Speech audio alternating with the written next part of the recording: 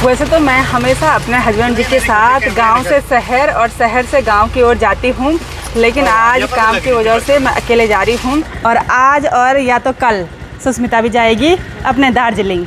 और मुझे ना घर से चिंता हो रही थी कि कहीं झमाझम बारिश लगातार न हो जाए, क्योंकि ऐसे में पहाड़ियों के टूटने का डर होता है ना। और सावन का महीना लग चुका है तो प्रीति ने हरी बिंदी, नेल पॉलिश, चूड़ी वगैरह। माँ का फोन आया था, मैंने कहा मैं गाड़ी चला रही हूँ, सीधे फोन काट दिया।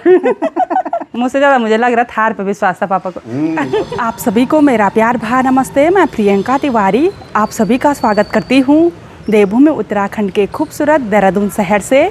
आज मैं अपने व्लॉग की शुरुआत सुबह के लगभग 10 बजे से कर रही हूँ। इसी के साथ आज देहरादून शहर का मौसम बहुत ही सुहावना सा है, अच्छी सी तेज धूप खिली हुई है। तो मैं अभी बिल्कुल तैयार हो गई हूँ और मेरी तैयारी हो गई है बहुत दिनों के बाद देहरादून शहर से गांव की ओर जाने की। और आज का सफ़र मेरा अपनी थार गाड़ी से होने वाला है। थार गाड़ी फर्स्ट टाइम गांव की ओर जा रही है, लेकिन आज हस्बैंड जी सफ़र में साथ नहीं होंगे। हस्बैंड जी यहीं रह रहे हैं और थोड़ी देर पहले ही सोकर उठ रहे हैं। तो मेरे साथ आज अवजीत भी गांव जा रहा है। इसका काम भी देहरादून शहर में कंप्लीट हो गया। और साथ ही आलोक भी आज गांव जा रहा है, लेकिन ये लेकर जाएगा अपनी बाइक। कल धोई भी नहीं, कितनी धूल धूल हो रखी है बाइक की हालत है ना। और आज और या तो कल सुष्मिता भी जाएगी अपने दार्जिलिंग। ठीक है, ख्याल रखना अपना, ठीक है भाई, आप भी। हाँ, और आराम से जाना, पहुँचते ही फ़ोन कर लेना, ठीक है। ठीक है, फिर मिलेंगे ज़रूर। देखते हैं आप कब आना होता है। ये ऐसे ही बोल रही है कि अब पता नहीं कब आना होगा, क्योंकि हो सकता है इसकी शादी हो जाए ना, तो तब थोड़ा बहुत इम्पॉसिबल तो रहता है। बाकी बार बार कौन भेजेंगे, उत्तराखंड है ना। तो ठीक है, ख्याल रखना, ठीक है। हाँ बाय, ठीक है, ओके, आराम से जाना। ठीक है। अच्छा, यहाँ गाड़ी में अभी बैठ गया है। आज अभी की छुट्टी है तो इसलिए घर पर ही है। साथ ही सासू जी भी यहीं देहरादून वाले घर में रुक रहे हैं। ठीक है सासू जी, अपने नाती का भी ख्याल रखना, अपना भी, अपने बच्चे का भी। जल्दी आना है। ठीक है, मैं जल्दी आऊँगी। ठीक है, ठीक है भाई जी। जाए बन में। ओ ठीक जी, बन में चल रहा है। ठीक है। सासू जी के भरोसे मत रहना कि वो खाना परोसेंगे ऐसे। नहीं। आप भी हेल्प करना पूरी। हाँ, मैं बना लूँगा खाना पूरा सारा। हाँ ये अंदर से आवाज़ दे रहा, नहीं करेंगे। आज हस्बैंड जी ने इस गाड़ी में सीट पर कुछ इस तरह से गद्दी लगा रखी है। देखते हैं कंफर्टेबल होती है कि नहीं होती है। ये तो एक्सयूवी में लगा रखी थी। हर हर महादेव। बढ़ते हैं आज के खूबसूरत सफ़र में पहाड़ों की ओर आगे।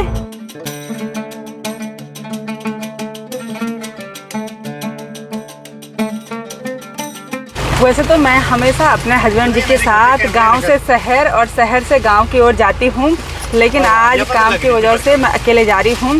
कुछ दिन पहले भी मैं और सुधांशु आधे रास्ते तक गए थे, तो आधा ही काम हुआ था। तो पूरा काम करने के लिए पूरा गांव तक जाना पड़ेगा। और आज मेरे साथ सफ़र में है अवजीत। अभी हम ऋषिकेश भी नहीं पहुँचे और बाहर बहुत ही तेज़ झमाझम बारिश हो गई है। और अच्छा हुआ कि आलोक के लिए बरसाती रख दी थी, तो आलोक ने बरसाती पहन ली है। भाई इतनी तेज़ बारिश शुरू हो गई है ना। शहरों में भी पहाड़ों की तरह पता ही नहीं लगता है कि बारिश कब हो जाए। पता चल रहा ना, थोड़ा उधर पर बारिश नहीं हो रही होगी, कहीं पर धूप, कहीं पर बारिश और कहीं पर गुमसुम सा मौसम। हम सोच रहे थे कि आज बारिश नहीं चाहिए। हाँ वही तो, अब बारिश हो गई हमारे साथ। वही तो।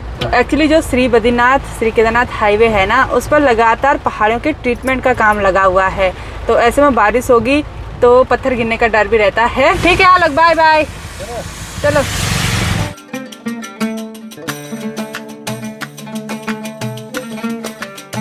तो देहरादून से ऋषिकेश के बीच का जितना भी जंगल वाला एरिया है वो शुरू हो गया है, लेकिन इधर तो बारिश हो ही नहीं रही है।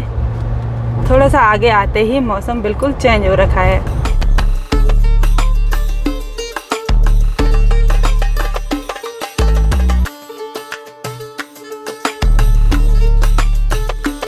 देहरादून से ऋषिकेश पहुंचने में लगभग 40-45 मिनट का टाइम लग ही जाता है। और ऋषिकेश में तो बहुत ही चहल पहल, रौनक भरा माहौल देखने को मिल रहा है, क्योंकि कांवड़ यात्रा चल रही है आजकल।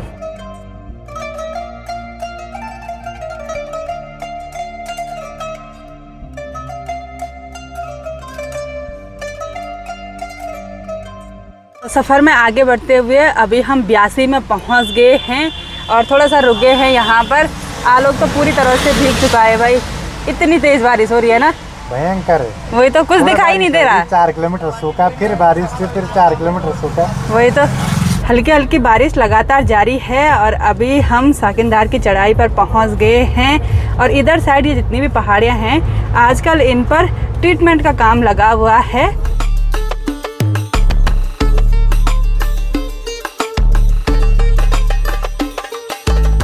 खूबसूरत सफ़र में आगे बढ़ते हुए अभी हम संगम नगरी देवप्रयाग में पहुंच गए हैं और आज बारिश वाला मौसम है तो आपको देवप्रयाग के संगम के दर्शन कराते हैं। तो आज यहाँ पर दोनों नदियाँ बहुत ही मटमैली देखने को मिलती हैं। साथ ही नदियों का जल स्तर भी बढ़ा हुआ है क्योंकि पहाड़ों में लगातार झमाझम बारिश हो रही है। सामने पर है सेंट्रल संस्कृत यूनिवर्सिटी और अभिजीत भी फ़ोटोशूट करने पे लगा हुआ है। साथ ही सामने पर बहुत सारे भाई जी लोग रुके हुए हैं, सभी कांवड़ यात्री हैं। और इधर ऊपर की साइड काफ़ी सारे ढाबे खुले हुए हैं जिसमें जूस, मैगी, नमकीन, ये सब चीज़ मतलब कुरकुरा, चिप्स, ये सब चीज़ रखे हुए हैं। साथ ही इधर साइड लाइन से बहुत सारी बाइकें पार्क हो रखी हैं। सभी लोग यहीं पर रुक रहे हैं क्योंकि यहाँ पर व्यू पॉइंट है और यहाँ पर से चारों तरफ के नज़ारे बहुत ही गजब के देखने को मिलते हैं। और कभी टाइम मिलेगा तो ज़रूर सामने वाले मंदिर में दर्शन करने के लिए जाएंगे और साथ ही संगम पर स्नान करने के लिए जाएंगे। अभी तक का सफ़र तो बहुत ही बढ़िया रहा, कहीं पर धूप, कहीं पर बारिश, ये सब चीज़ देखने को मिले। और मुझे ना घर से चिंता हो रही थी कि कहीं झमाझम बारिश लगातार ना हो जाए क्योंकि ऐसे में पहाड़ियों के टूटने का डर होता है ना। तो मैं थोड़ा सा वो हो रही थी कि जैसे नर्वस टाइप की हो रही थी क्योंकि कभी भी इतना लंबा सफ़र अकेले तय नहीं किया।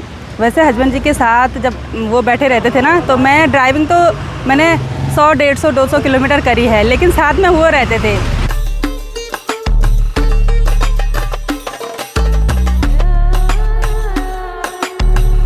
दिन के लगभग 1:30 बजे का टाइम हो गया और सफ़र में आगे बढ़ते हुए अभी हम देवप्रयाग मुल्या गांव में पहुंच गए हैं। और जैसे गाड़ी से बाहर उतरे ना अपनी आवाज़ नहीं सुनाई दे रही है, बाइकों का शोर इतना ज़्यादा हो रहा है। तो यहाँ पर हम रुके हुए हैं लंच करने के लिए। तो सामने पर है सागर होटल, यहाँ पर काफ़ी अच्छा खाना मिलता है।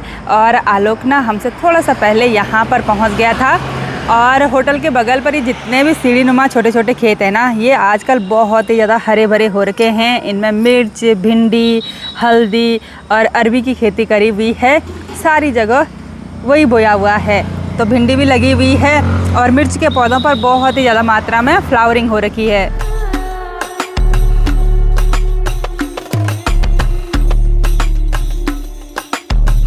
तो चलिए जी, मस्त खाना पीना हो चुका है और अब फिर से बढ़ते हैं आज के सफ़र में आगे।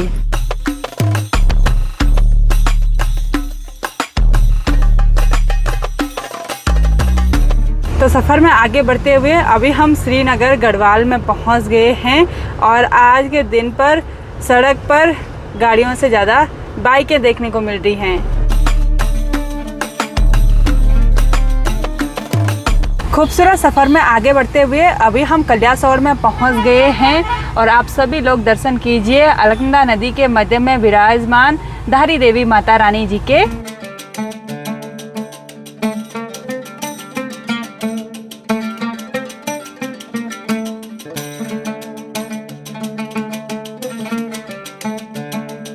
शाम के लगभग 4:30 बजे का टाइम हो गया और सफ़र में आगे बढ़ते हुए अभी हम अगस्त्य मुनि में पहुंच गए हैं। और यहाँ पर हम थोड़ा सा रुक गए हैं क्योंकि आजकल प्रीति के पेपर चल रहे हैं। तो प्रीति और प्रदीप ने यहाँ पर रूम ले रखा है। कितने पेपर हुए? अभी तो एक ही हुआ, कल अच्छा, कल हो गया था एक, अभी और है, कल होगा, फिर तब लगातार है पेपर। और सावन का महीना लग चुका है तो प्रीति ने हरी बिंदी, नेल पॉलिश, चूड़ी वगैरह सावन का अब लग रहा है ना कि सावन का महीना आ गया। प्रीति पे भी सावन आ गया। हाँ, सावन आ गया। चलो बढ़िया। घर आते ही खुशखबरी मिल गई। वैसे खुशखबरी तो पहले मिल गई थी लेकिन दीदी को फिर भी बहुत बहुत बधाई हो। बहुत बहुत धन्यवाद, बहुत बहुत धन्यवाद। अब हम भी बैठेंगे थार में। हाँ, पहला पेपर कैसे हुआ? बहुत बढ़िया। अच्छा, तो हम आ गए हैं अभी यहाँ रूम पर और यहाँ बालकनी से बाहर के नज़ारे बहुत ही गजब के देखने को मिल रहे हैं। बिल्कुल नज़दीक पर ही मंदाकिनी नदी कलकल करती हुई आगे की ओर बढ़ रही है और सामने पर एक खूबसूरत सा गांव। तो अब थोड़ी देर तक यहाँ पर बैठते हैं और चाय कॉफ़ी का आनंद लेते हैं। कौन सा गांव है? गंगानगर। गंगानगर। हाँ, गंगा जी के बिल्कुल बगल पर गंगानगर। तो देवर जी यहाँ पर हमारी सेवा पानी करने लग गए। कॉफ़ी आ गई है यहाँ पर। हाँ, ऐसा भी होता है? अच्छी हो रही ये तो पुराने जमाने में राजा महाराजों के घर में नहीं होते थे। वो पहले रुको, मैं सकती हूँ।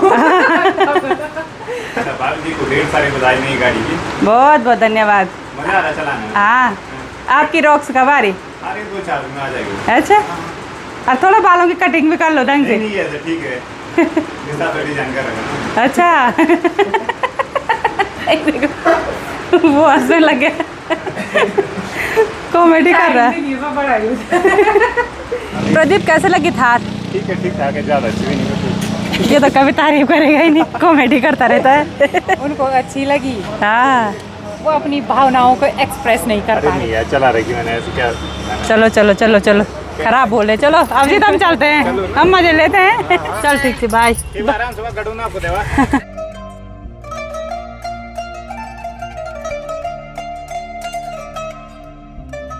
सफ़र में आगे बढ़ते हुए अभी हम कुंड में पहुंच गए हैं और यहाँ से अगर इस पुल को क्रॉस करेंगे तो केदार वैली में पहुंच जाएंगे। लेकिन आज हमने यहाँ से राइड जाना है मधमेश्वर वैली के लिए, यानी कि आज मैं जा रही हूँ अपने मायके।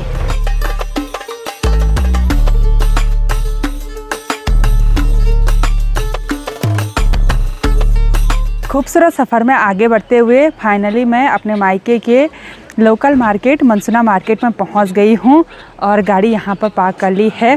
शाम होते ही यहां मनसुना मार्केट में पार्किंग मिलना थोड़ा सा मुश्किल हो जाता है, क्योंकि इधर उधर के जितने भी गांव है ना, सभी लोगों ने अपनी गाड़ी यहीं मार्केट में ही पार्क करी रहती है। पहाड़ों में डेली सर्विस में एक मार्केट से दूसरे मार्केट जाने के लिए ये मैक्स और बोलेरो गाड़ियाँ लगी रहती हैं और शाम होते ही सब यहाँ पर पार्क हो गई हैं। साथ ही एक हिमगिरी एक्सप्रेस भी आई हुई है। ये डेली सर्विस की गाड़ी है जो कि हरिद्वार से आती है यहाँ पर।